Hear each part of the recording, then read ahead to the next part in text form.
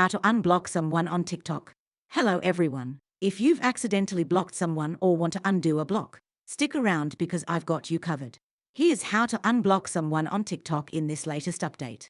First things first, open your TikTok app on your mobile device. Once you're in the app, tap on the profile icon at the bottom right to access your TikTok profile.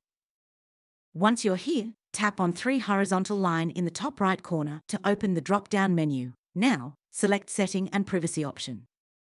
From here, select and tap on Privacy option. And then, scroll down a little bit until you find Blocked Account option on the last one. Just select and tap on it. Here you'll see the list of TikTok users that you've already blocked. To unblock that certain user, just simply tap on Unblock button next to user's name profile. Now, you've successfully unblocked someone on TikTok. Keep in mind that once unblocked, it might take some time for the changes to reflect across both profiles. Additionally, the unblocked user will need to follow you again if they wish to engage with your content or messages. If you found this video helpful, don't forget to give it a thumbs up and subscribe to our channel for more tech tips and tutorials. If you have any questions or need further assistance, please leave a comment below. Thanks for watching, and we'll see you in the next video.